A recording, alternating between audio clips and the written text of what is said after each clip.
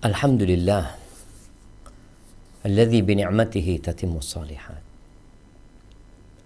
Segala puji bagi Allah Jalla Jalaluh yang karena nikmatnya kebaikan-kebaikan menjadi sempurna.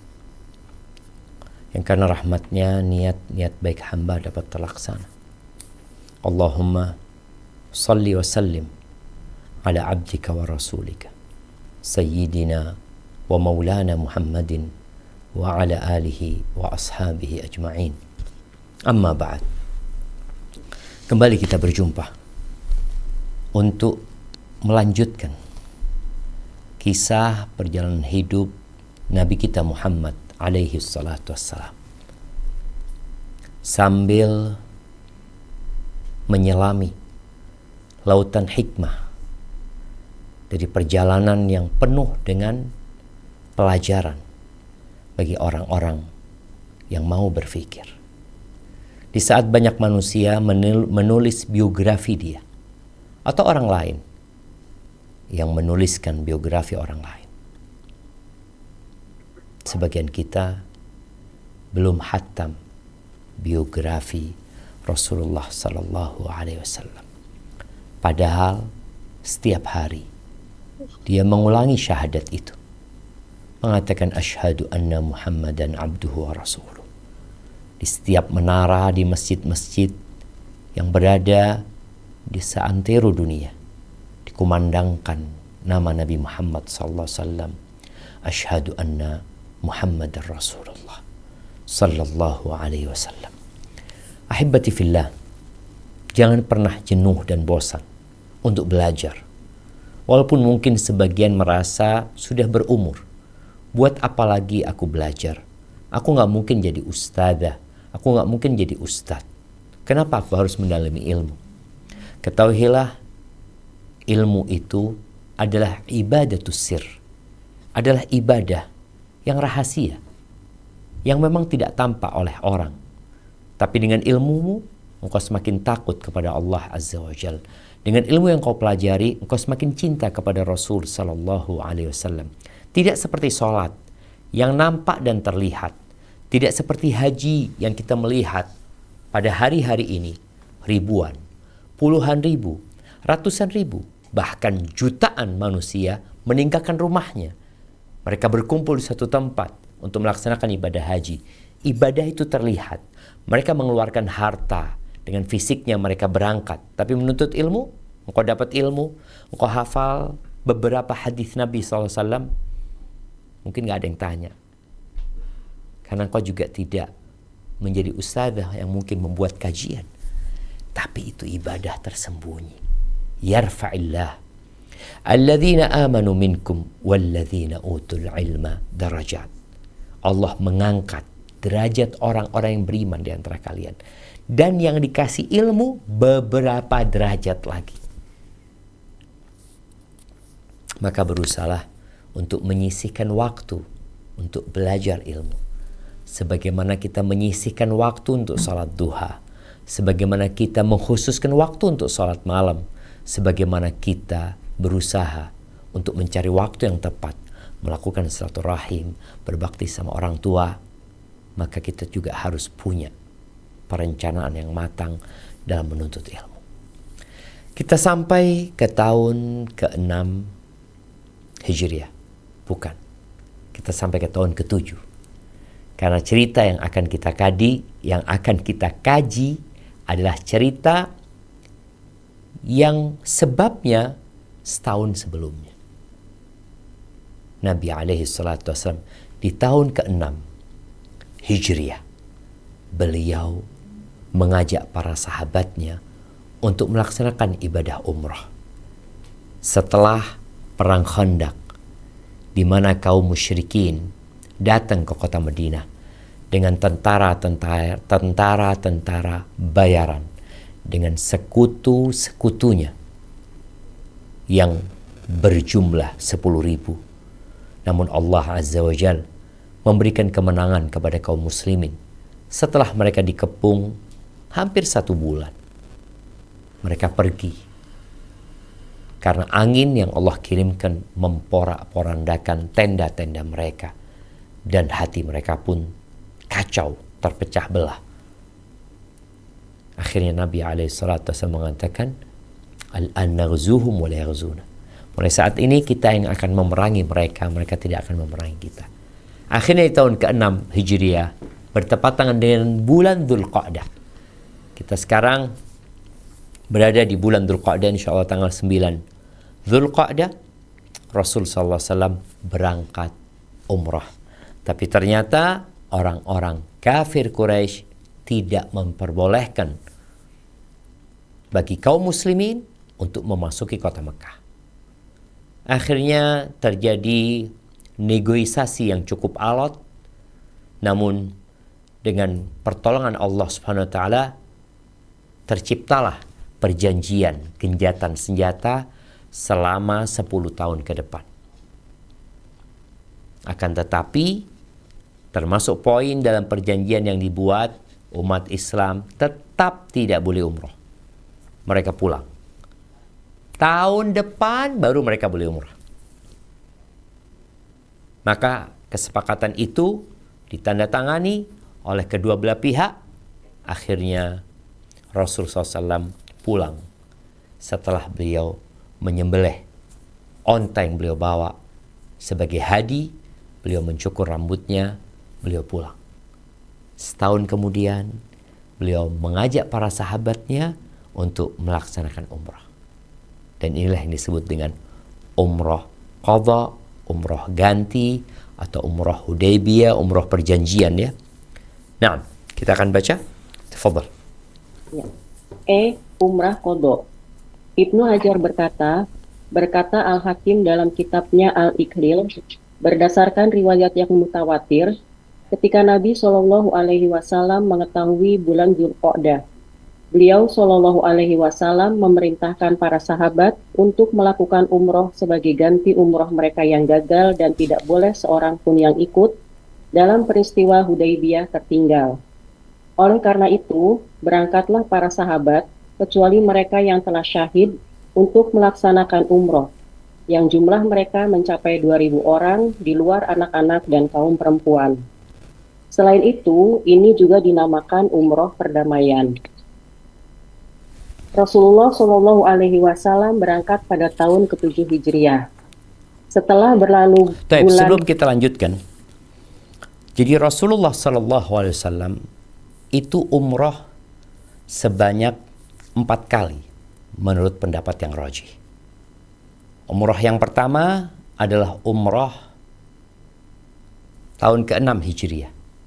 Umroh yang nggak jadi tadi tetap disebut umroh Hudaybiyah. Kemudian umroh yang kedua, umroh qadha ini, yang juga pelaksanaannya di bulan Dzulqa'dah, seperti saat kita sekarang ini. Kemudian yang ketiga, umroh pada saat selesai penaklukan kota Mekah. Itu tahun ke-8 Hijriah. Rasulullah SAW menaklukkan kota Mekah pada bulan Ramadan. Kemudian setelah itu beliau keluar dari kota Mekah menuju ke Hunain. Lalu beliau pulangnya, beliau melaksanakan umrah dari Ju'ranah menuju ke Mekah, dan itu pada bulan Dzulqa'dah di tahun ke-8 Hijriah. Dan umrah yang keempat juga di bulan Dzulqa'dah. Namun umrah yang keempat ini umrah yang bercampur sama hajinya Nabi Muhammad SAW. Nabi SAW meninggalkan kota Madinah di akhir bulan Dzulqa'dah, nanti kita akan bahas. Beliau sampai di bulan Dzulhijjah, kemudian beliau melaksanakan ibadah haji. Dan hajinya beliau adalah qiran. Qiran ini adalah menggabungkan antara umrah dengan haji. Baru saja kita baca bagaimana Rasul sallallahu alaihi wasallam berangkat menuju kota Mekkah Al-Mukarramah bersama 2.000 orang. Jumlah yang cukup banyak. Mereka naik onta. Mungkin sebagian yang tidak punya onta berjalan kaki. Perjalanan itu melelahkan. Dan ibadah umrah dan haji bukan hanya ibadah harta. Orang yang punya harta tapi fisiknya lemah, dia nggak bisa berangkat juga. Orang yang punya harta fisiknya kuat tapi imannya lemah, dia akan menunda-nunda sehingga dia pun tidak berangkat umrah. Baik. Dilanjutkan, tafadhal. Rasulullah Shallallahu Alaihi Wasallam berangkat pada tahun ke-7 Hijriah. Setelah berlalu bulan pada tahun kaum musyrikin menghalangi beliau Shallallahu Alaihi Wasallam masuk ke kota Mekah. Beliau Shallallahu Alaihi Wasallam juga membawa 60 ekor unta kurban, membawa senjata dan perlengkapan perang lainnya, 100 pasukan kavaleri sebagai sikap waspada akan pengkhianatan kaum musyrikin. Ketika beliau Shallallahu Alaihi Wasallam sampai di Dzulhulaifah, pasukan berkuda diperintahkan untuk berada pada barisan terdepan di bawah pimpinan Muhammad bin Maslamah dan juga pasukan bersenjata lainnya di bawah pimpinan Bashir bin Sa'ad. Nabi Shallallahu Alaihi Wasallam dan kaum muslimin memulai ihramnya dan sambil bertalbiyah mengucapkan kalimat labaik Allahumma labaik. Sedangkan Muhammad bin Maslamah yang memimpin pasukan berkuda sudah berada di Maro Zahron dan bertemu dengan sekelompok kaum musyrikin, lalu mereka bertanya kepadanya. Maslamah menjawab, ini adalah Rasulullah. Insya Allah besok pagi beliau sampai di sini. Oleh karena itu, sekelompok kaum musyrikin tersebut mendatangi kaum Quraisy untuk mengabarkan dan mereka pun kaget. Barakallahu fikum. Mereka berangkat umrah, tapi mereka membawa senjata. Bukan karena mereka ingin berperang, tapi dalam rangka menjaga keselamatan mereka sendiri. Rasul sallallahu alaihi wasallam tidak dapat menjamin bahwa orang-orang musyrikin akan menepati janji mereka. Dan ini pelajaran buat kita semua bahwa kewaspadaan dibutuhkan dalam kondisi-kondisi yang memang tidak aman. Tahun lalu mereka nggak boleh. Oke, tahun sekarang boleh.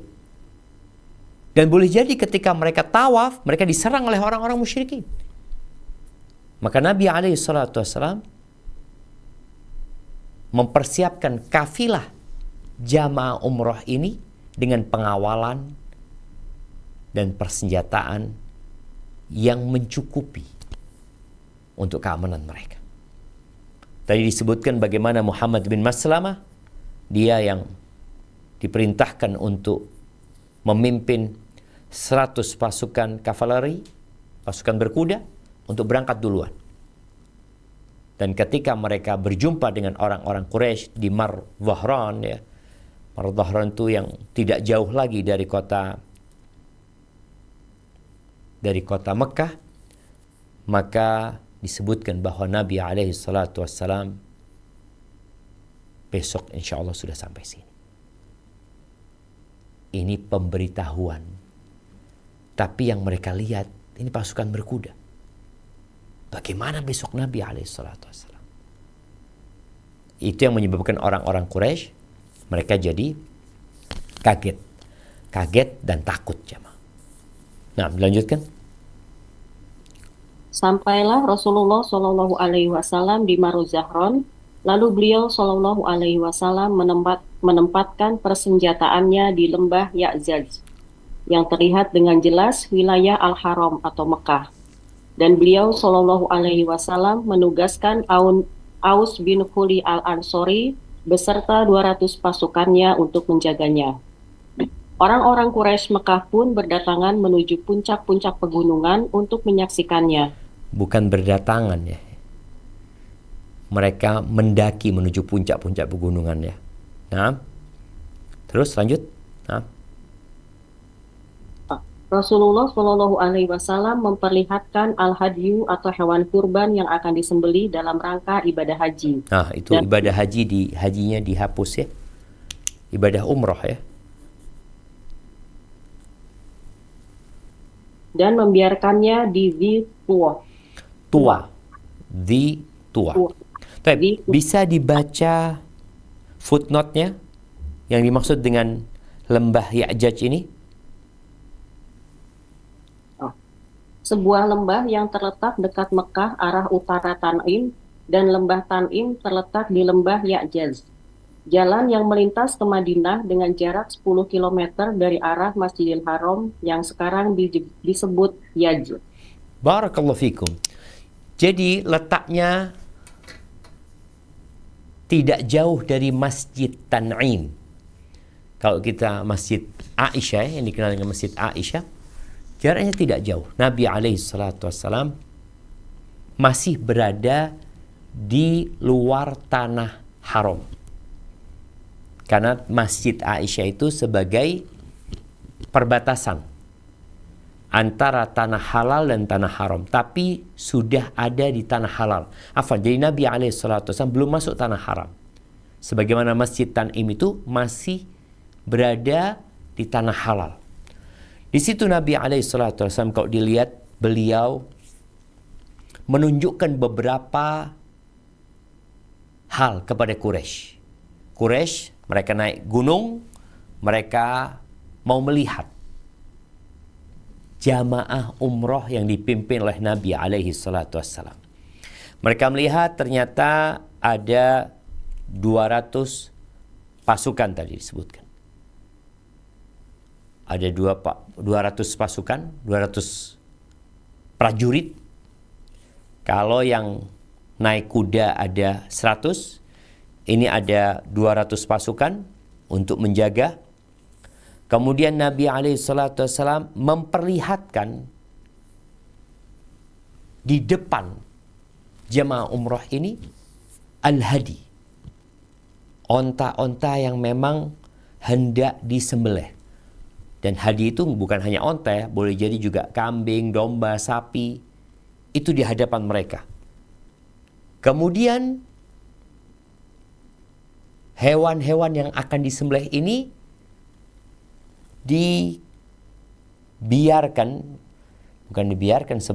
ditahan di Dhitua, tempat yang tidak jauh dari Jarwal kalau nggak salah ya. Di situ ada Bir Tua juga. Nabi SAW ingin menunjukkan kepada kaum Quraisy, beliau datang untuk umroh. Pasukan prajurit yang ada hanya untuk menjaga. Mereka tidak sedang berangkat untuk perang. Dan ini pentingnya memahamkan orang lain akan tindakan yang sedang kita lakukan. Tatkala mereka memandang ada 100 pasukan berkuda, mereka bingung. Ini mau apa? Tatkala melihat ada 200 prajurit yang menjaga, mereka juga kebingungan, kaget, ini ada apa nih? Namun tatkala di hadapan mereka ditampakkan di situ ada 60 ekor hadi dari onta ya. Yang onta hadi itu dikasih tanda. Boleh jadi ada darah yang sudah dikeluarkan dari punuknya ya. Ada beberapa tanda bahwa hewan-hewan ini didatangkan untuk disembelih di Mekah sana. Barakallahu fikum. Nah. Dilanjut Pak Ustaz. Tafadhal. Dalam Sahih Al-Bukhari dari Ibnu Abbas radhiyallahu anhu berkata, ketika Rasulullah Shallallahu alaihi wasallam dan para sahabatnya tiba, orang-orang musyrik berkata, sesungguhnya dia datang kepada kalian dalam keadaan sakit karena demam Yathrib. Kemudian Nabi Shallallahu alaihi wasallam memerintahkan para sahabat untuk berlari-lari kecil pada 3 putaran pertama tawaf dan berjalan antara 2 rukun. Barakallahu fikum. Sebelum dilanjutkan ya, ini mungkin ada yang perlu diperbaiki. Sesungguhnya dia, ini diganti mereka lebih baik, datang kepada kalian dalam kondisi bukan sakit, lemah. Dalam kondisi lemah atau dilemahkan karena demam Yathrib.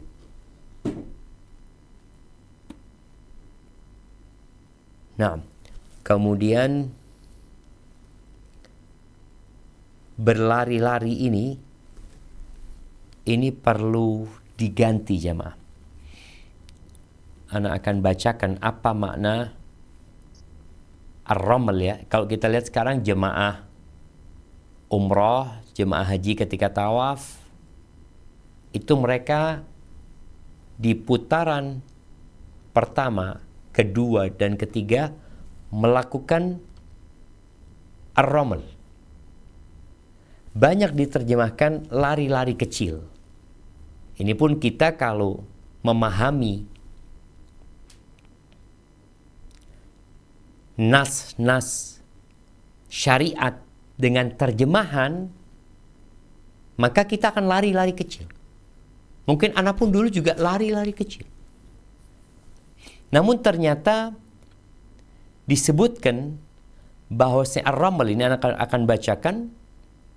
Ar-ramal itu al-isra fil mashi ma'a taqarubil khuta. Ramal itu adalah berjalan cepat dengan langkah yang berdekatan. Kan ada orang jalan cepat langkahnya jauh-jauh. Enggak. Ini berjalan cepat dengan langkah yang berdekatan. Jadi disebutkan dunal jari awil wathab. Enggak ada larinya. Kalau lari kan ada loncatnya. Orang jogging masih ada lompatnya. Ini enggak. Kemudian disebutkan bahwasanya ramal itu juga menggerakkan kedua bahu. Jadi jalan agak cepat dengan langkah pendek dan kedua bahunya digerakkan. Dia itu di atas lari biasa, tapi di bawah lari yang keras. Tapi dia bukan lari. Jadi kondisinya badannya digerakkan kanan dan kiri.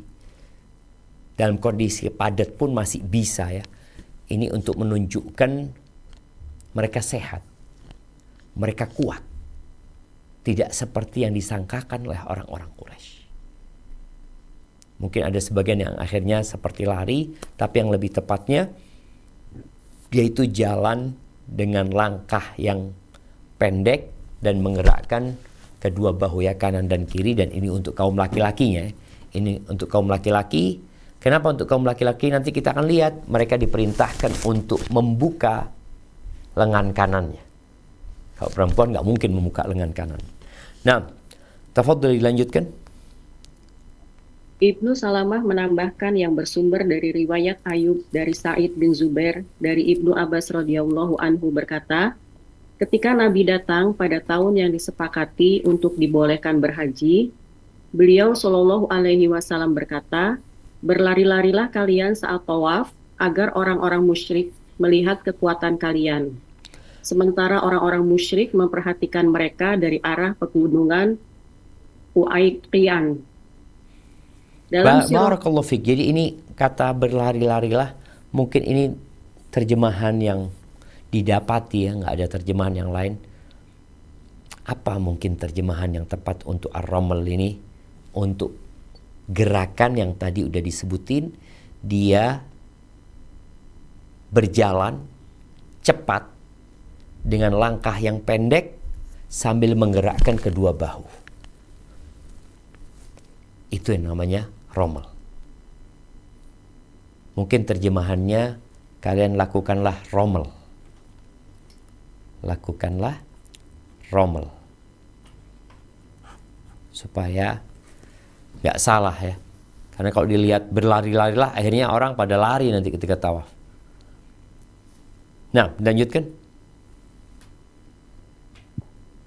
Dalam sirah Ibnu Hisham disebutkan, ketika Rasulullah Shallallahu Alaihi Wasallam memasuki Masjidil Haram, beliau Shallallahu Alaihi Wasallam menyingkapkan kain ihramnya sehingga terlihatlah bahu kanannya. Lalu beliau Shallallahu Alaihi Wasallam berkata, Allah mencurahkan rahmatnya kepada siapa yang memperlihatkan kekuatannya hari ini di hadapan mereka musyrikin. Kemudian beliau Shallallahu Alaihi Wasallam mengusap rukun, atau sujud Ka'bah dan keluar sambil berlari-lari yang diikuti para sahabatnya. Ketika sampai di rukun Yamani, beliau Shallallahu Alaihi Wasallam mengusapnya, lalu berjalan hingga Hajarul Aswad. Kemudian kembali berlari-lari hingga 3 putaran pertama, selebihnya berjalan. Barakallahu fikum ya. Jadi harwalah romal ini semoga bisa difahami bahwa kalau mau disebut lari, maka dia sebenarnya jalan cepat dengan langkah pendek sambil menggerakkan kedua bahunya. Adapun kalau berjalan biasa ya disebut jalan, tapi kalau lari kita faham yang dimaksud lari seperti apa. Nabi SAW beliau memulai tawafnya dengan menyentuh Hajar Aswad tentunya. Kita diperintahkan untuk mencium, tapi ketika tidak dapat mencium maka mengusap. Dan Nabi mengatakan kepada para sahabatnya, rahimallahu mur'an arahumul yawm min nafsi quwwah. Allah merahmatin, mencurahkan rahmatnya kepada siapa yang memperlihatkan kekuatannya hari ini di hadapan orang-orang musyrikin. Menampakkan kekuatan, salah satu tujuannya adalah agar tuduhan mereka itu menghilang. Yang kedua, agar orang yang awalnya ingin mengganggu, mereka akhirnya mengurungkan niatnya karena ternyata nih orang punya kekuatan. Dan Nabi SAW mengusap Hajar Aswad, kemudian beliau melakukan romal ya, sambil menampakkan bahunya. Dan ini juga menjadi sebuah motivasi buat laki-laki muslim untuk menjadi sosok yang kuat. Dan Allah Azza wa Jalla mengatakan wa'iddu lahum mastata'tum min quwwah, dan persiapkan kalian dalam menghadapi musuh-musuh itu berbagai macam kekuatan. Tentunya kekuatan fisik menjadi utama ketika perang itu ya berhadap-hadapan. Tapi kalau sekarang mungkin kekuatan persenjataan, kalau dulu pun dengan adanya panah itu bisa mencapai yang tidak dicapai oleh pedang ya, seperti itu. Barakallahu fiik. Jadi Nabi SAW beliau melakukan ramal di antara Hajar Aswad sampai Rukun Yamani. Sampai Rukun Yamani, beliau mengusap Rukun Yamani, kemudian dianjurkan kita berdoa antara Rukun Yamani dengan Hajar Aswad. Rabbana atina fid dunya hasanah wa fil akhirati hasanah wa qina adzabannar. Kemudian beliau mengusap Hajar Aswad lagi, lalu beliau romal lagi, melakukan itu selama 3 kali. Dan sisanya beliau berjalan. Barakallahu fiik. Nah, dilanjutkan. Kemudian Rasulullah Shallallahu Alaihi Wasallam melakukan tawaf antara Sofa dan Marwah di atas kendaraannya. Setelah selesai pada putaran yang ke-7 dan Al-Hadiyu berada pada Bukit Marwah, beliau Shallallahu Alaihi Wasallam berkata, inilah tempat berkurban, dan semua lorong-lorong Mekah adalah tempat menyembelih. Barakallahu fikum. Jadi 60 ekor onta yang sudah ditaruh di Dhitua. Jadi Dhitua itu daerah Jarwal. Sebagian penulis beranggapan bahwasanya Dhitua itu masuk ke daerah perluasan Ka'bah sudah. Perluasan Masjidil Haram maksudnya. Jadi hewan yang akan disembelih itu sudah ada di Marwah sana. Ketika beliau selesai dari sa'i, dan sa'inya disebutkan di sini, beliau sa'i di atas ontanya demi mengajarkan kepada para sahabat tata cara ibadah umroh.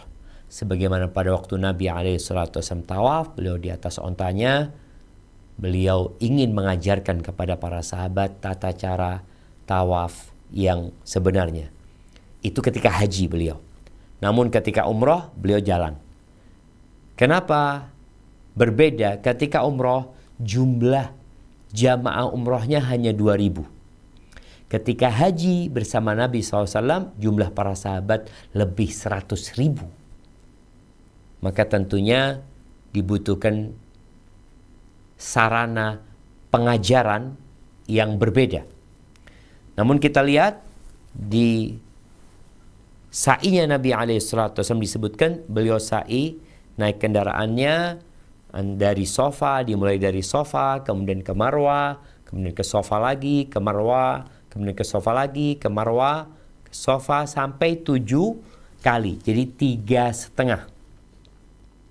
Dari Sofa ke Marwah dihitung 1 putaran, kemudian berakhir di Marwah. Dan di Marwah Nabi SAW beliau menyembelih hadyunya dan beliau membuat sebuah pernyataan bahwasanya seluruh lorong-lorong kota Mekah adalah tempat untuk menyembelih. Barakallahu fikum. Nah. Kemudian Rasulullah Shallallahu Alaihi Wasallam memerintahkan sebagian sahabatnya untuk pergi menemui pasukan yang berada di lembah Ya'jaj. Kemudian mereka pun bergantian untuk menjaga persenjataan dan yang lainnya pergi untuk menunaikan ibadah haji. Barakallahu fikum. Jadi semua 2.000 orang yang berangkat bersama Nabi SAW, baik yang membawa persenjataan, baik yang naik kuda, mereka menggunakan ihram dari sejak Dzulhulaifah.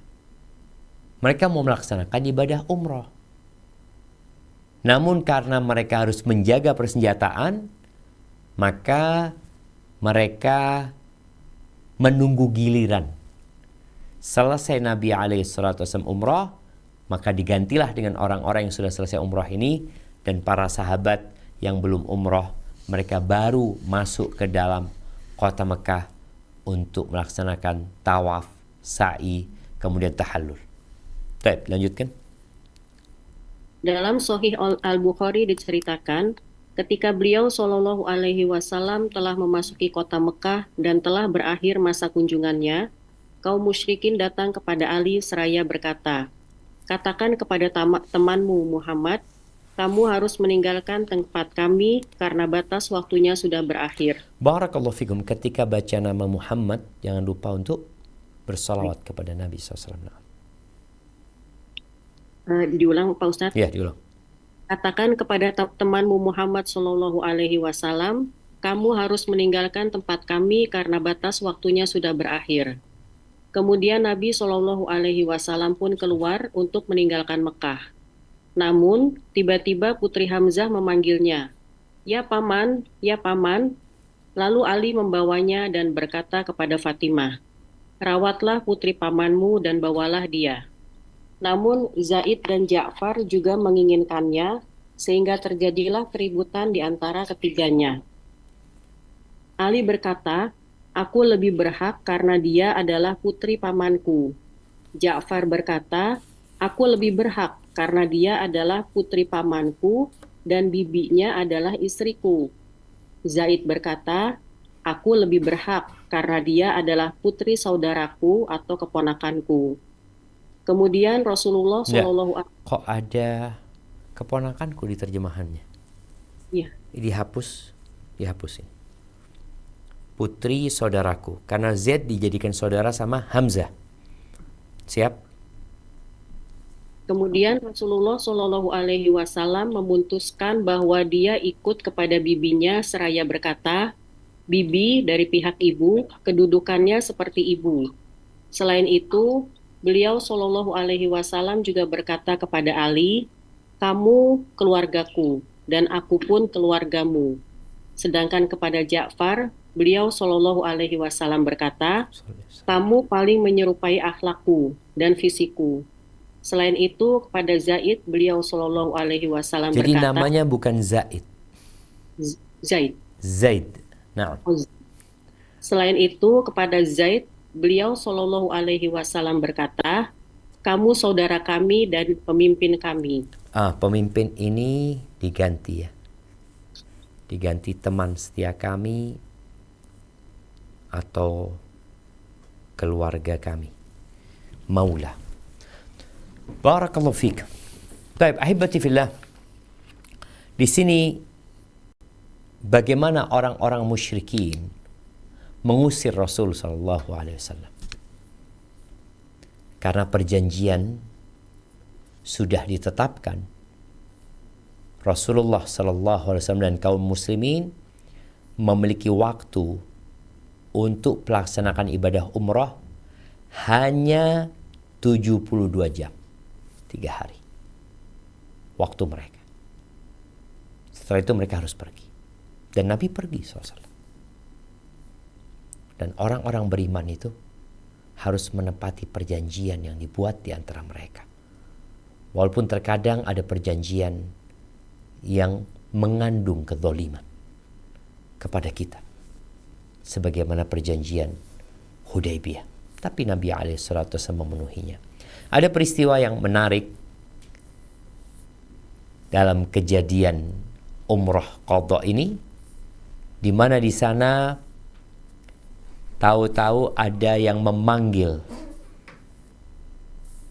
Nabi SAW.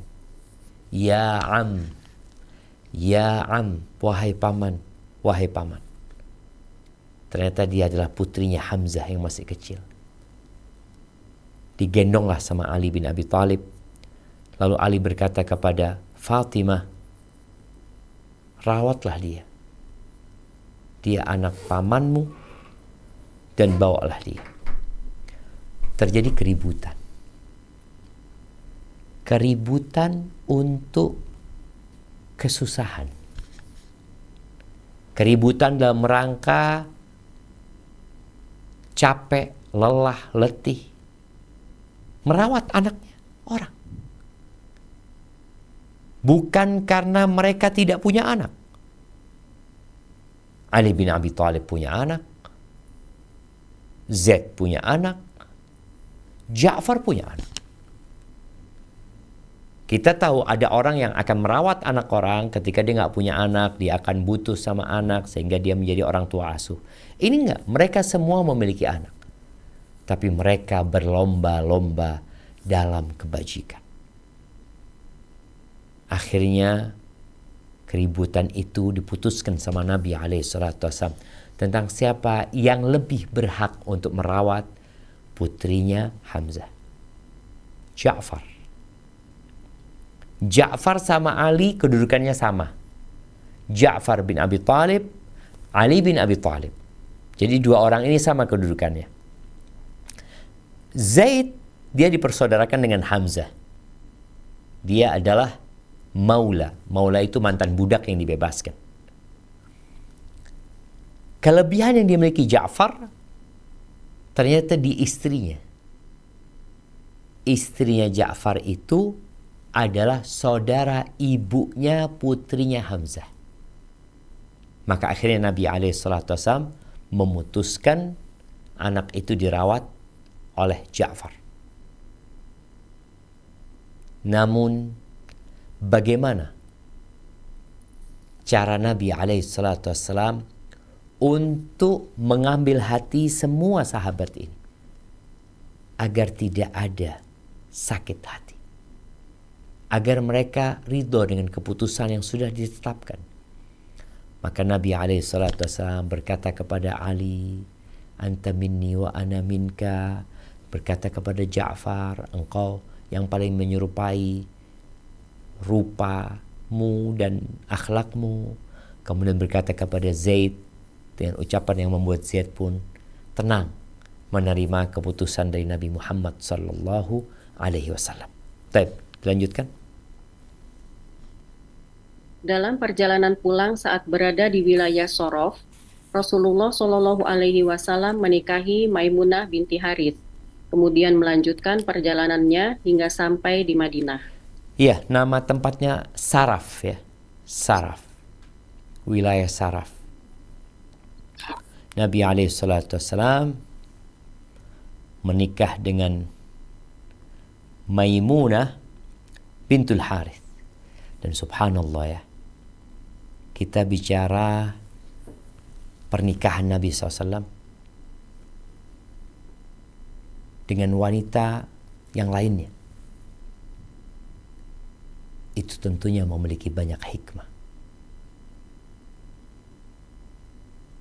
Dan Rasul SAW adalah contoh tentang bagaimana menjadi suami yang teladan. Bagaimana beliau memperlakukan istri-istri beliau.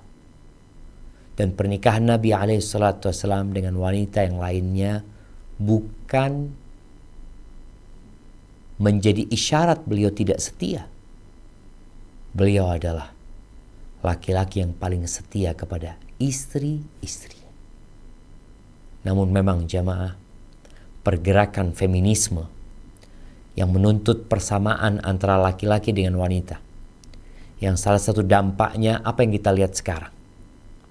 Kita melihat anak-anak perempuan dan anak laki-laki dikasih pelajaran yang sama. Karena harus ada kesetaraan gender. SD nggak ada bedanya anak laki-laki sama anak perempuan. Padahal anak perempuan seharusnya dapat pelajaran khusus yang berkaitan dengan kewanitaan. Ini enggak. SMP pelajarannya sama.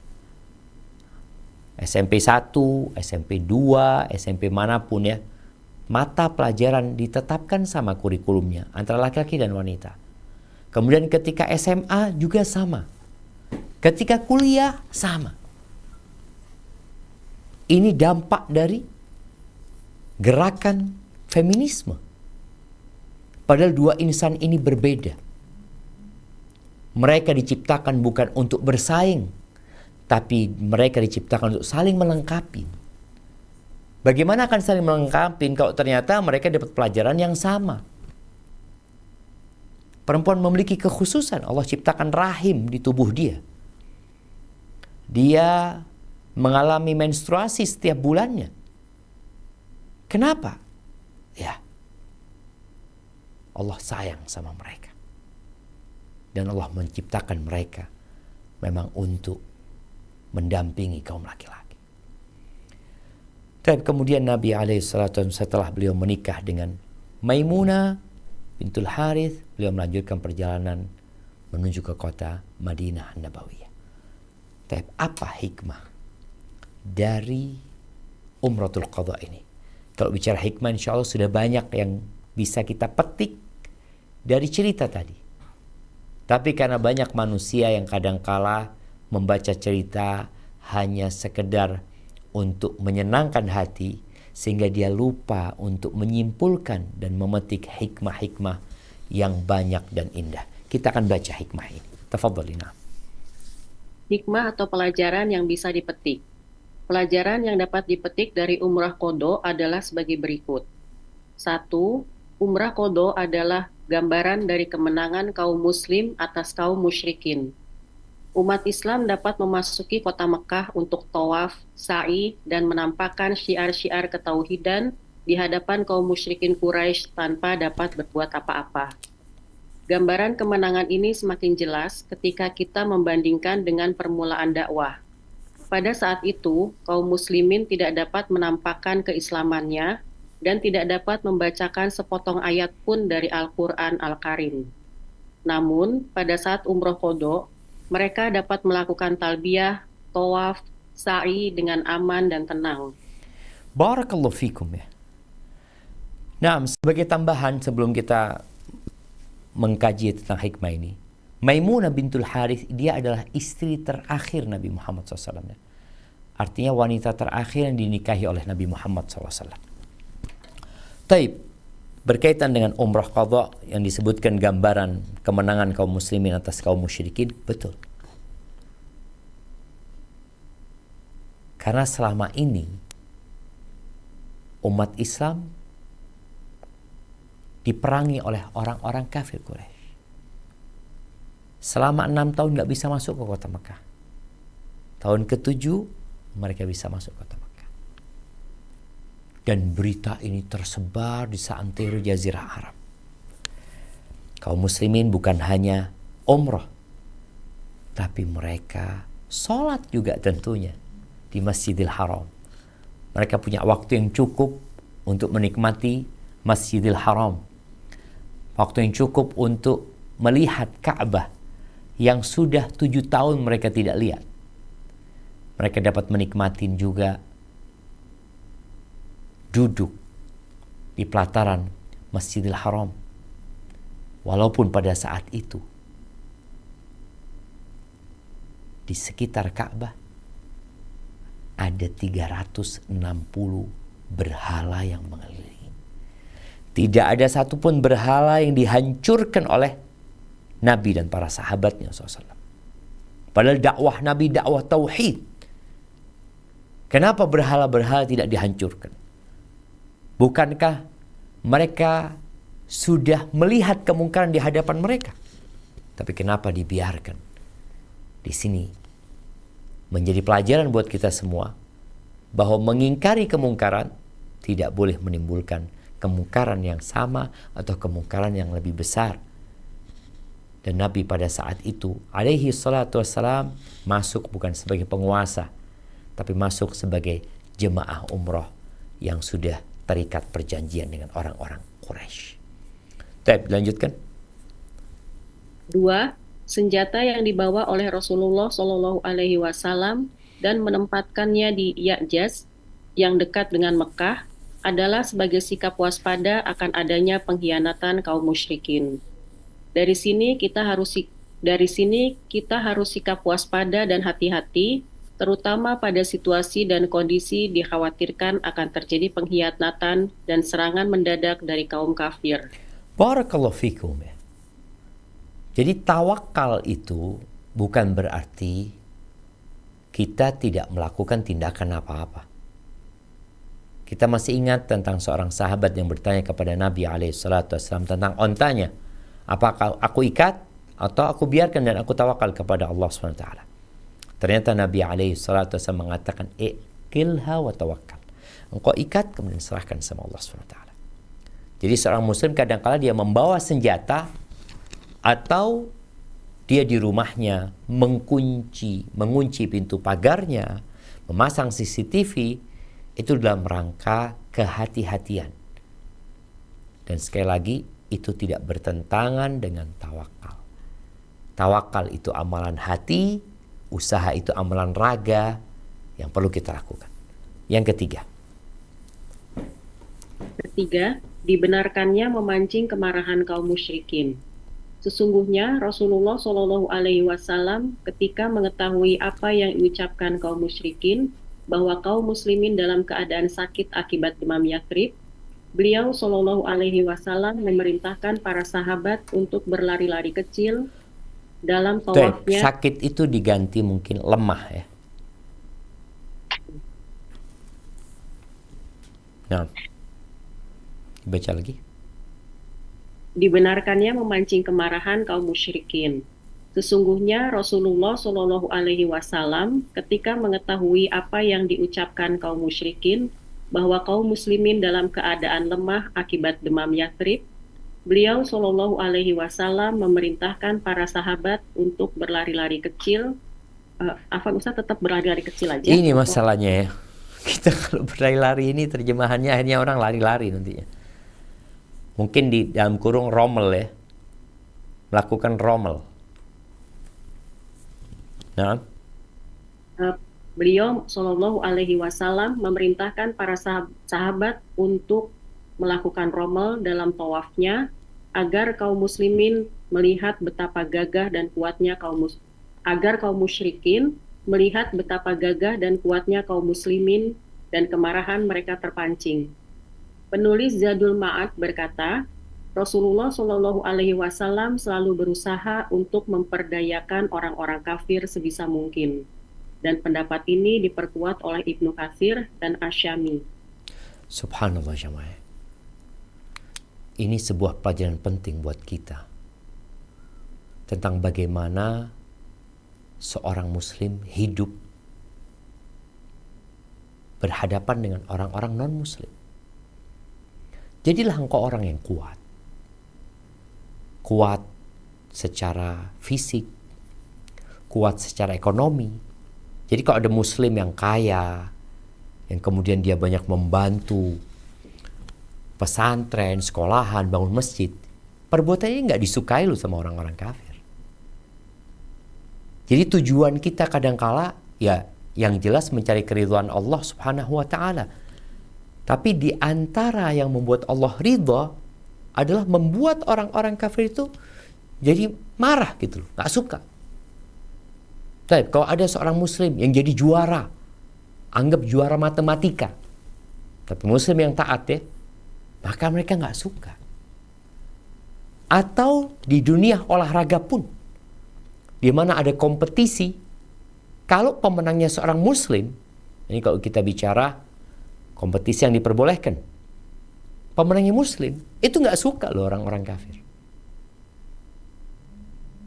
Maka bagaimana kita menjadi muslim yang membawa atau mengangkat nama kaum muslimin, mengharumkan nama umat Islam. Dan kita pun sedih kalau ternyata pemenangnya non-muslim. Ternyata orang terkaya di Indonesia ini non-muslim. Seharusnya muslim lah. Ya kalau bisa. Tapi muslim yang taat. Karena kaya tanpa ketaatan, ya hanya akan membuat orang itu lebih panjang azabnya di neraka nantinya. Jadi inti dari pelajaran ini, hendaklah seorang muslim berusaha untuk melakukan tindakan, ingat, memancing kemarahan bukan dengan menyakiti mereka. Bukan dengan melakukan perbuatan kezaliman, bukan. Tapi memancing kemarahan dengan menunjukkan sebuah kekuatan, sebuah pencapaian, sebuah kesuksesan, sebuah derajat yang tinggi, sehingga orang itu jadi nggak suka. Orang-orang kafir tidak suka, tapi Allah ridha dan suka. Barakallahu fiik. Baik, yang keempat. Keempat, amalan-amalan tersebut tetap disyariatkan hingga hari kiamat, sekalipun alasan pensyariatannya tidak ada lagi. Ibnu Qayyim berkata, ini adalah bagian dari syariat bahwa hukum yang dahulunya memiliki sebab, tidak disyaratkan keberlangsungannya, mesti ada sebab tersebut. Barakallahu fikum. Nah, ini berkaitan dengan perbuatan yang Rasul sallallahu alaihi wasallam tujuannya adalah memancing kemarahan orang-orang musyrikin, itu tetap disyariatkan sampai hari kiamat. Tadi Rommel menampakkan bahu ya. Kemudian berjalan cepat sambil menggerakkan bahu, itu tetap disyariatkan sampai hari kiamat. Tapi banyak di antara kaum muslimin yang umroh, ketika dia tawaf, dia nggak paham. Kenapa aku harus tampakkan bahu kananku? Kenapa aku harus melakukan rommel? Padahal Nabi SAW ketika Mekah sudah takluk, Mekah menjadi bagian dari negeri Islam. Kemudian ketika beliau haji, beliau tetap memerintahkan para sahabatnya untuk melakukan rommel ini. Barakallahu fiik. Nah, lanjutkan. 5. Sabda Nabi Shallallahu Alaihi Wasallam, Allah merahmati siapa yang memperlihatkan kekuatannya hari ini kepada mereka. Ini merupakan salah satu metode dakwah dalam rangka memotivasi, yaitu memperlihatkan kekuatan kaum muslimin dan memancing amarah kaum musyrikin. Ini adalah metode yang sering digunakan Rasulullah Shallallahu Alaihi Wasallam pada beberapa situasi. Seperti ucapannya, Allah merahmati orang-orang yang mencungkur pelontos rambutnya. Beliau Shallallahu Alaihi Wasallam mengulangi kalimat ini sampai 3 kali. Hal ini dalam rangka memotivasi untuk mencukur rambut dan menjelaskan keutamaan cukur pelontos pada peristiwa Hudaybiyah seperti yang sudah kita bahas. Barakallahu fiik ya. Apakah yang seperti ini bisa kita lakukan? Masih bisa kita lakukan. Kita doakan. Contoh umpamanya, ketika kita mengajarin anak-anak kita, sang ibu mengatakan, ibu doakan semoga yang ngambilin air buat ibu sekarang nih, ibu doakan semoga masuk surga tanpa hisab, tanpa azab. Itu anak akan berebut. Yang sebelumnya mereka mungkin udah kakak yang ngambil duluan atau adik yang ngambil duluan. Ini sebuah metode yang membuat orang terangsang untuk beramal. Dan kita mendoakan.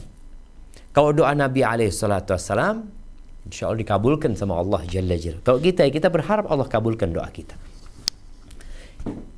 Dan manusia secara naluri itu dia akan berbuat atau dia suka berbuat kalau ada imbalannya. Kalau imbalannya doa dari Nabi SAW, maka tentunya ini sebuah imbalan yang sangat agung dan mulia. Dan kita lihat bagaimana Nabi SAW mendoakan orang yang menampakkan dari dirinya sebuah kekuatan. Setiap individu muslim seharusnya engkau menampakkan suatu hal yang istimewa yang membuat orang-orang non-muslim dia jadi sakit hati. Bukan kita malah mengekor kepada orang-orang kafir. Bukan kita malah meniru gaya-gaya mereka. Karena orang yang meniru gaya orang lain, di dirinya ada sebuah kekalahan. Ada sebuah pengakuan, kalau aku kalah engkau yang menang, aku ingin menjadi sepertimu. Karena dalam pandangan dia, ini orang-orang hebat. Ini orang-orang yang top. Dan realitanya, banyak umat Islam yang meniru orang-orang kafir. Menunjukkan mereka yang menang, mereka yang senang, kita yang menderita dan kecewa dengan kekalahan ini. Baik, yang terakhir. Keenam, keputusan Rasulullah Shallallahu Alaihi Wasallam tentang status Putri Hamzah dan kata-kata beliau Shallallahu Alaihi Wasallam yang indah dan menyejukkan jiwa kepada Ali, Ja'far, dan Zaid adalah bukti indahnya akhlak beliau Shallallahu Alaihi Wasallam, kelembutan perilaku beliau Shallallahu Alaihi Wasallam, dan upaya menghibur jiwa yang dapat mendatangkan ketenangan pikiran. Hendaknya ini harus menjadi teladan khususnya bagi para da'i. Barakallahu fikum. Nah, ini menjadi pelajaran buat para da'i dan yang lainnya.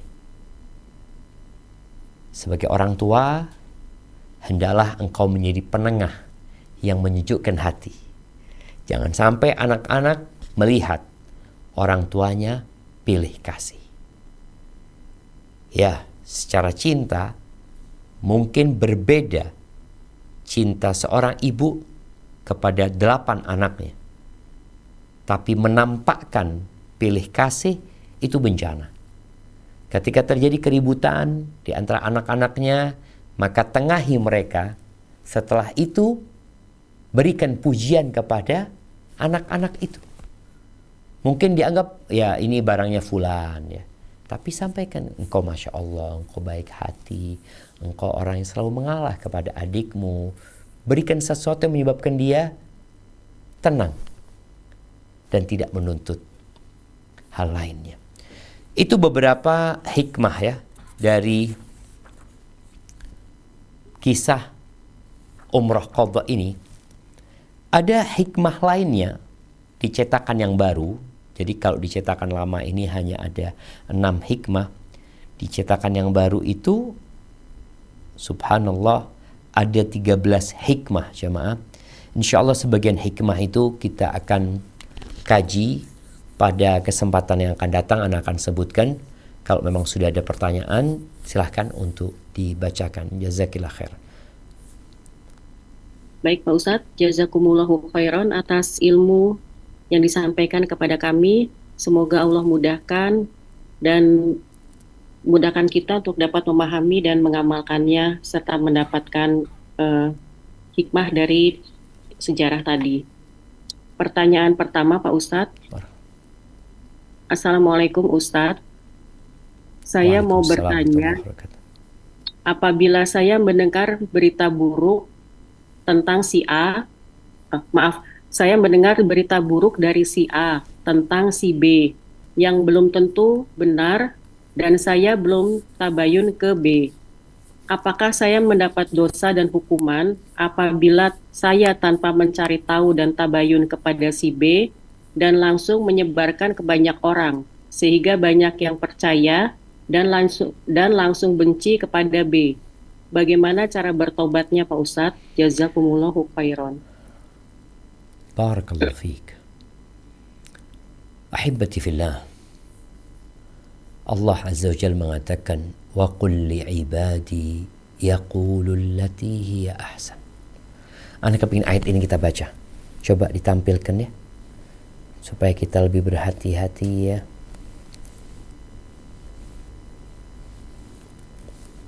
Bismillah.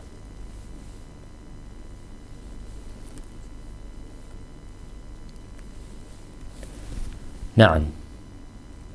Di surat Al-Isra ayat 53 ya. Di surat Al-Isra ayat 53. Silahkan dibaca.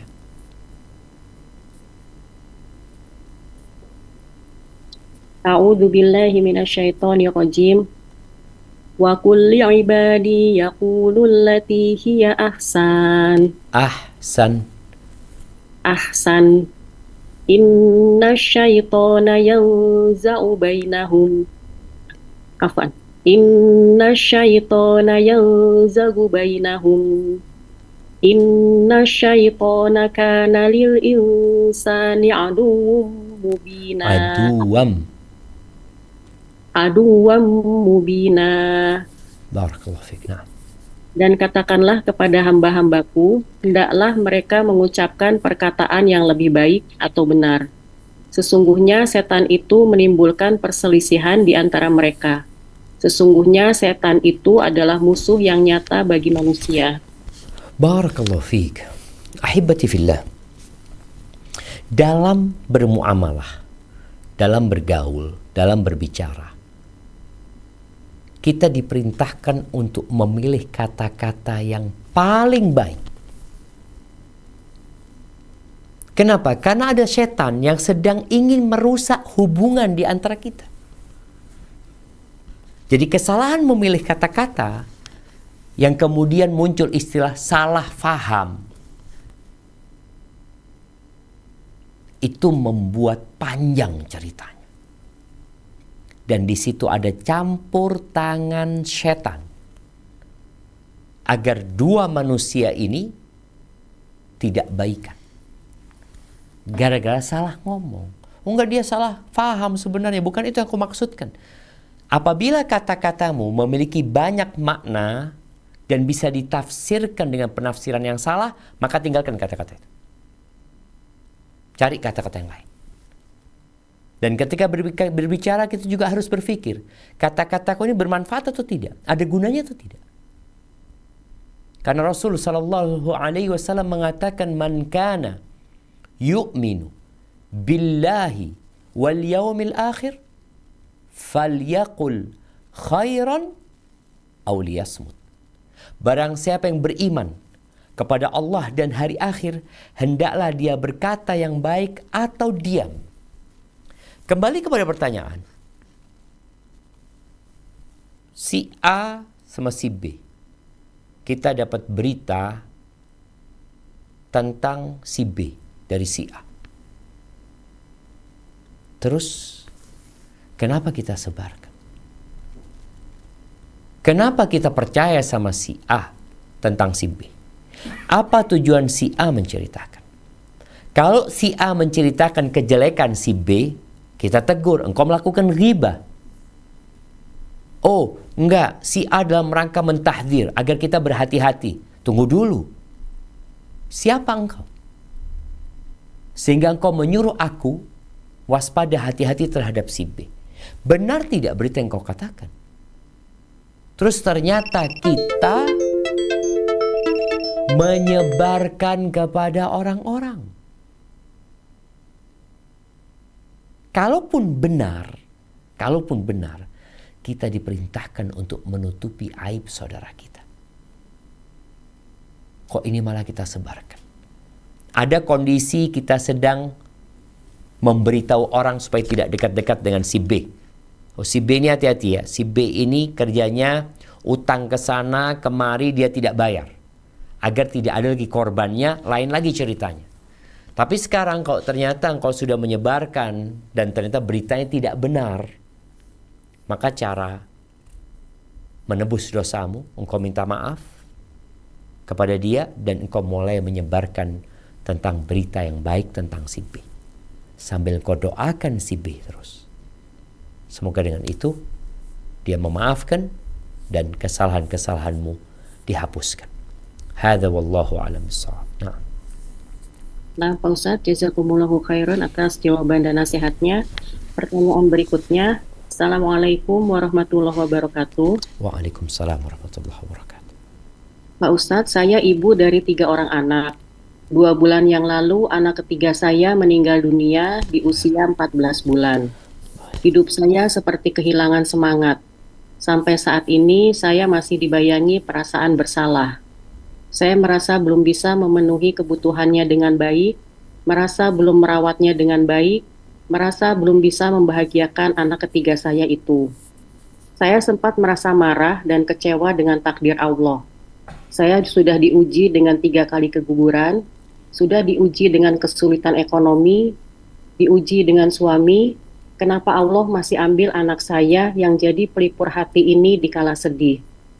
Ustadz, saya sudah berupaya mengobati anak saya ini. Berdoa siang malam memohon untuk kesembuhan anak ketiga saya. Katanya doa seorang ibu akan cepat terkabul. Tapi kenapa Allah tidak mengabulkan doa saya untuk kesembuhan anak ketiga saya? Apakah karena dosa-dosa saya ya Pak Ustadz? Atau karena saya pernah berucap yang tidak baik? Jadi seperti menjadi kutukan untuk saya. Dulu saya pernah berucap kepada anak kedua, kata-katanya, kalau kamu susah nurut, nggak usah punya adik saja. Saat itu saya sedang hamil 3 bulan, lalu besoknya saya dinyatakan keguguran. Lalu saya hamil lagi yang keempat dan kelima, namun keguguran lagi.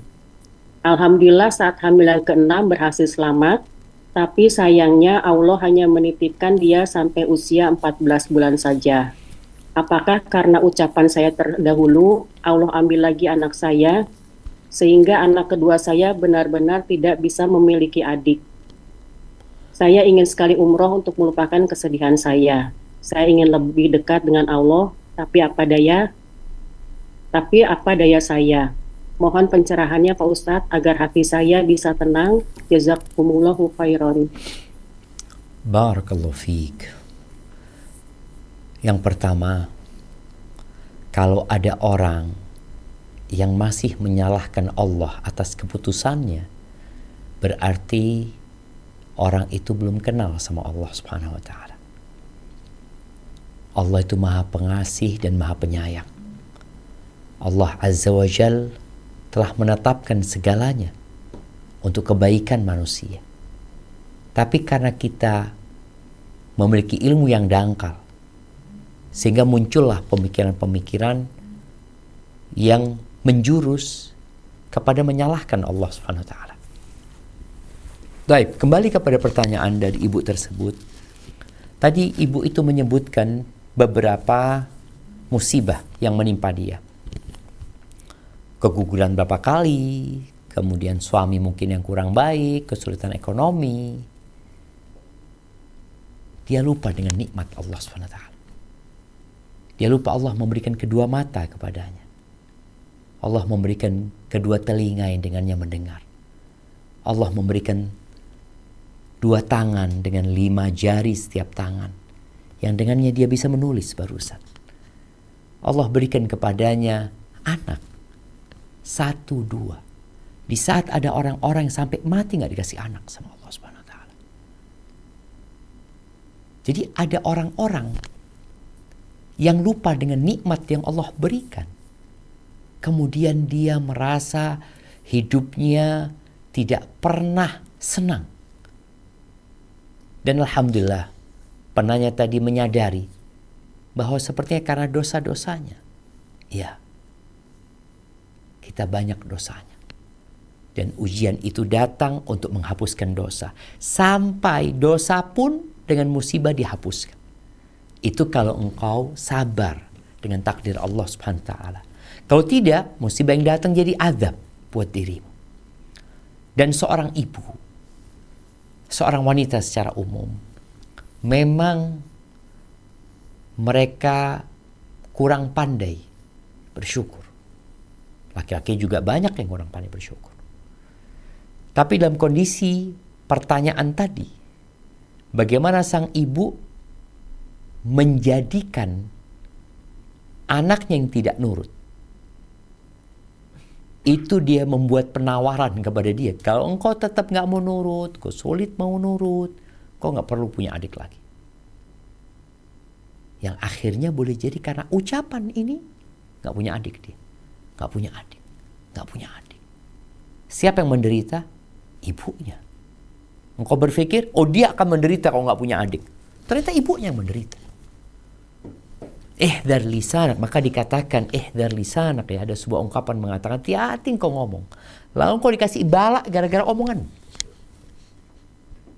Maka lakukan sekarang permohonan ampun kepada Allah Subhanahu wa taala atas suudzonmu kepada Allah, atas menyalahkan Allah seakan-akan Allah nggak pernah berbuat baik kepadamu. Kemudian berkaitan dengan ucapanmu tadi, semoga dengan cara itu Allah hapuskan dosa-dosanya, Allah angkat derajatnya, dan Allah kabulkan doanya. Dan ingat, dunia ini adalah ruang ujian. Bukan ruang bermain. Bukan ruang bersenang-senang. Yang ada, kita hanya berpindah dari satu ruang ke ruang lainnya. Dan pastikan, tatkala kita pindah ruang, kita naik kelas. Orang yang paling dahsyat cobaannya adalah para nabi. Bukan kita. Semakin kuat imanmu, semakin dahsyat cobaanmu. Kenapa? Karena Allah akan berikan yang terbaik untuk dirimu. Dan ujian yang datang sudah ditakar dan sesuai dengan kemampuanmu. Hadza wallahu a'lam bissawab. Nah, Ustaz, jazakumullahu khairan atas nasihatnya. Pertanyaan berikutnya sehubungan dengan mengusap khuf atau kaos kaki. Jika seseorang sudah berwudu, kemudian mengenakan kaos kaki, lalu setelah itu berhadas dan berwudu kembali dengan mengusap kaos kaki. Kemudian memakai sepatu untuk melaksanakan sholat. Apakah hal tersebut diperbolehkan? Kondisinya saya tidak mengucap sepatu karena posisi sepatu berada di bawah mata kaki. Dan saya melaksanakan sholat di atas gunung. Mohon penjelasannya Pak Ustadz. Jazakumullahu khairan. Barakallahu fiik. Gak ada masalah karena kaos kakinya masih dipakai oleh dia. Dia hanya menjadikan sepatu itu tambahan. Dia mengusap di atas kaos kakinya, kemudian dia pakai sepatu. Kaos kakinya masih dipakai. Berarti tidak ada masalah dengan sholat dia. Bahkan ada sebagian ulama yang membolehkan kita mengusap di dua. Artinya mengusap di sepatu dan kaos kaki kita. Tapi kalau tadi disebutkan dia mengusap di kaos kakinya, kemudian setelah itu dia pakai sepatu, jadi tidak ada masalah sama sekali yang perlu dikhawatirkan di sini, karena kaos kakinya masih dia pakai. Hadza wallahu a'lam bissawab. Nah, Pak Ustadz, jazakumullahu khairan atas jawabannya. Pertanyaan berikutnya, Ustadz mau bertanya, apakah dalam sujud boleh membaca doa buat almarhum suami dengan menyebut namanya? Dan apakah boleh kurban atas nama suami yang sudah meninggal? Karena waktu suami masih hidup, kami berencana tahun ini mau berkurban. Walaupun kurbannya yang patungan 7 orang. Dan apakah istri berserta anak-anaknya juga mendapatkan pahalanya? barakallahu fiik. Nah, ahibati fillah. Yang pertama berkaitan dengan doa.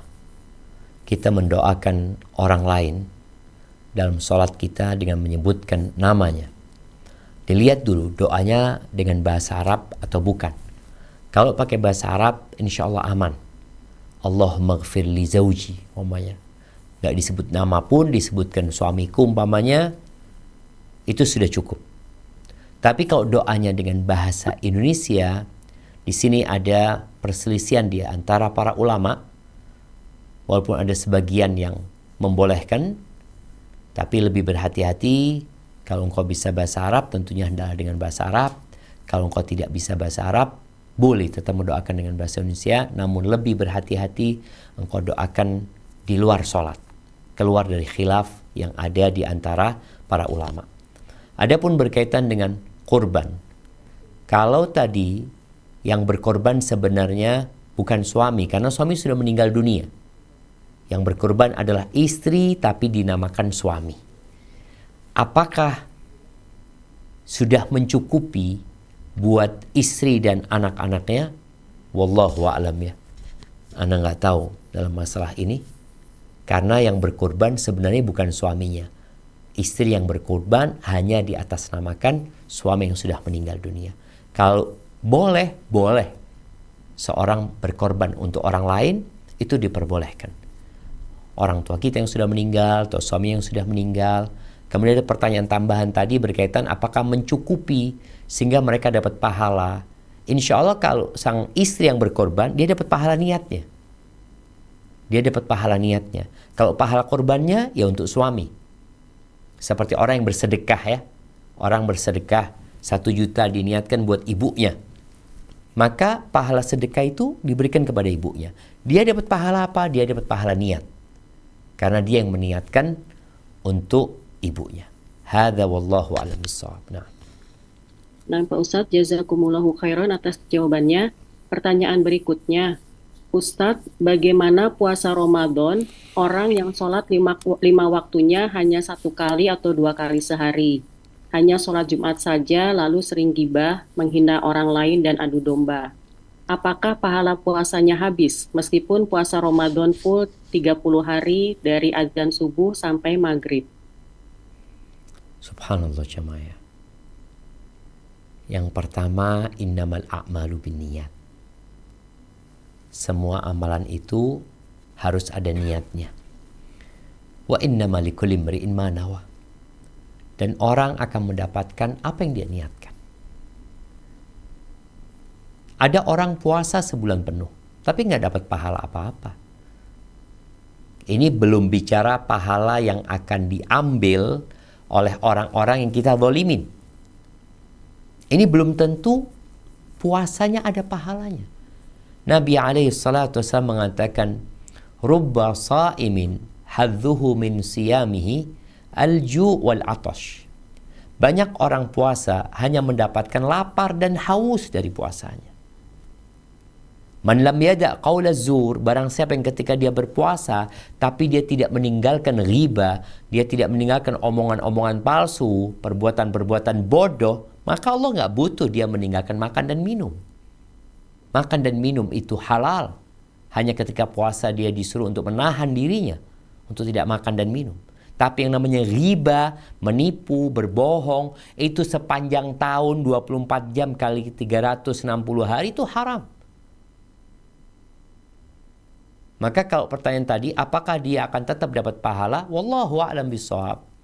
Tapi yang jelas, boleh jadi ada orang puasa untuk kesehatan. Ada orang puasa karena kebiasaan. Apakah dia akan dapat pahala? Tentunya tidak. Kalau dia tidak meniatkan imanan wahtisaban. Karena iman dan karena berharap pahala kepada Allah Subhanahu wa taala. Hadza wallahu a'lam bissawab. Nah, Ustadz, jazakumullahu khairan atas jawabannya. Pertanyaan berikutnya, Ustadz, jika dalam satu jamaah sholat boleh berbeda niat antara imam dengan makmum, bagaimana jika sholat makmum sudah selesai rakaatnya namun imam belum? Masya Allah, ya ini menarik sekali ketika makmum sholat maghrib, imamnya sholat isya. Gimana sekarang? Sholatnya sah, tapi dia nggak boleh nambah. Kalau dia nambah rakaat keempat, nggak sah sholat dia, karena sholat maghrib 3 rakaat. Para ulama fikih ketika mereka mengkaji tentang masalah ini, maka ada beberapa pilihan buat orang yang niat sholatnya 3 rakaat, ternyata imamnya 4 rakaat. Kalau imamnya kurang, enak, dia tinggal nambah. Dia niat sholat isya, ternyata imamnya sholat maghrib. Dia tinggal nambah 1 rakaat. Kalau kurang bagaimana? Kalau kurang pilihannya 2. Yang pertama, ketika imamnya naik ke rakaat keempat, dia duduk. Dia duduk menanti, menunggu imam. Jadi nanti dia salamnya barengan sama imam. Cuma dia nggak nambah rakaat, dia menanti. Cara yang kedua, ketika imamnya naik, dia niat berpisah dengan imamnya. Maka dia assalamualaikum. Jadi itu yang disebutkan oleh para ulama fikih tentang bagaimana tatkala terjadi perbedaan jumlah rakaat, khususnya ketika jumlah rakaat imamnya lebih banyak daripada makmumnya. Namun perlu diketahui, kalau makmumnya ini sholat qasar, niatnya dia mau qasar, tapi ternyata imamnya 4 rakaat, maka dia ikut imamnya. Innama ju'idal imam liutamma bih. Imam itu dijadikan untuk diikutin. Dan hukum asalnya sholatnya itu 4 rakaat memang. Cuma karena dia musafir, dia berharap bisa qasar. Namun kalau imamnya 4, maka dia ikut dengan imam. Hadza wallahu a'lam bishawab. Nah, Pak Ustadz, jazakumullahu khairan atas jawabannya. Pertanyaan berikutnya, Pak Ustadz, bagaimana saya bisa mendapatkan pertolongan dari Allah dalam hal menjaga iman Islam ini yang saya rasakan dan alami sering turun naik?